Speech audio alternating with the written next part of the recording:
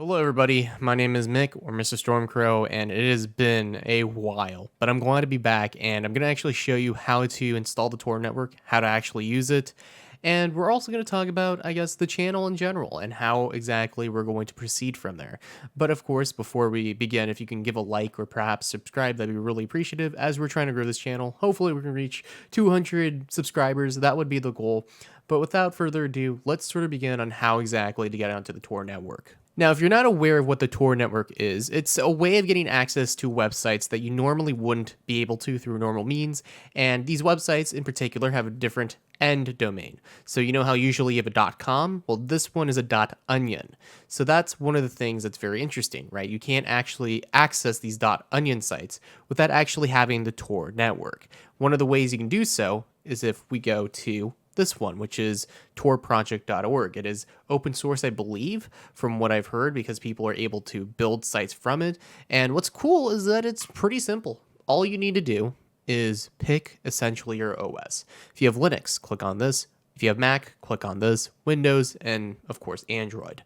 That's an interesting thing as well. If you have a phone, Android, you can do that as well. So, for example, I already have this downloaded, but I'm going to show you sort of how it works. If you want to download it, there you go. And voila, it's very quick. And one of the things is I already have it installed, so I'm just going to show you pretty much the end result of what it looks like. So I have the Tor browser here. I'm just going to click on it, and essentially it's like a Google in a way, like Google Chrome is what I mean. And it's pretty quick. It just loads up just like that. It's very quick, and it's one of the ways to obtain .onion sort of websites.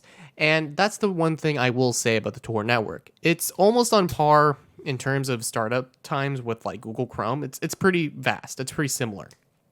But the thing is one of the things that the Tor network doesn't really have help on, right? Is that it's very slow, right? That's one of the issues that a lot of people don't know about, is that the Tor network is extremely slow. If you expect a website to load in like that, it's not going to happen. A lot of these websites are very slow, and it's because, from what I recall, there's a lot of protocols that the Tor network has to use to make sure you're anonymous. So a lot of people sort of don't know that you have to be, in order for you to be protected, they have to do background stuff, and that takes a lot of time, believe it or not, which a lot of people don't really know. So anyways, I'm going to just show you sort of a site, just for example, and hopefully we'll get onto it in a little bit. Now, if you don't know, typically ways that you can get to like a website like this is using search engines. In particular, they don't use Google or anything, but you can sort of find them sometimes. I think Ahimia is one. SearchX is another. You can always find a lot of the search consoles that you're looking for through, I believe, Reddit. They have like a good sort of subreddit where they showcase like some of the links, and that's a great way to actually sort of get the basics on how to know a lot of this sort of searchery, if that's a word, and just tags and sort of stuff. But yeah, again, I highly recommend checking out. I'll put a link in the description, so that sort of solves your question on how exactly you access stuff like this. More or less, it is sort of like a needle in a haystack. Funny enough, that's another search console that you can use.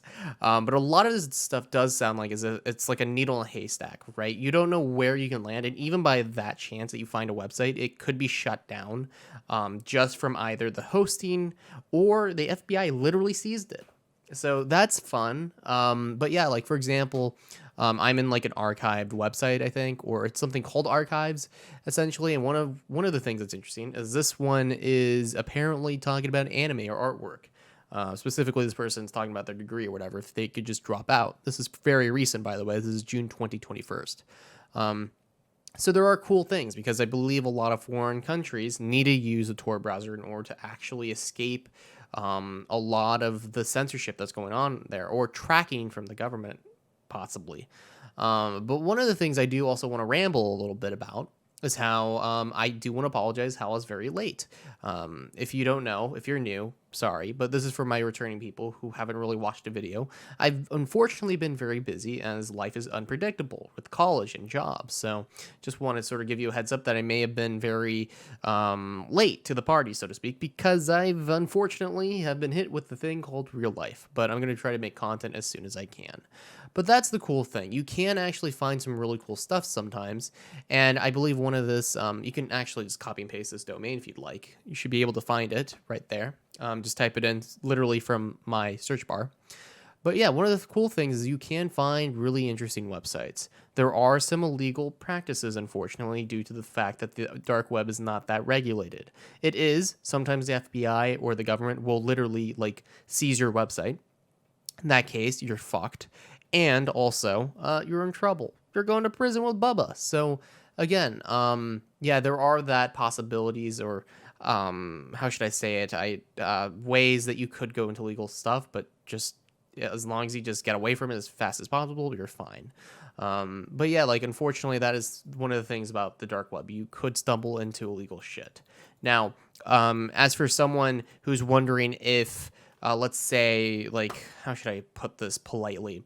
For someone who's wondering if you're possibly in trouble, right, from using the dark web. Not really. Unless you're actually buying stuff on the deep web, like, you're fine. And even then, people always say, like, oh my god, I got someone who called me. Like, you heard the stories in the dark web where someone's, like, searching or doing something, they're like, oh no, oh my god, I got a virus. It's very rare for that to happen. Honestly, you're probably okay with just using the default Tor network. That's what I use. If you really want to go overboard, use a virtual console, and then you put the Tor network on there. But it's not really necessary. I had no issues. I'm okay. If that happens, you can delete the Bitcoin mining device on your task manager. You're probably okay.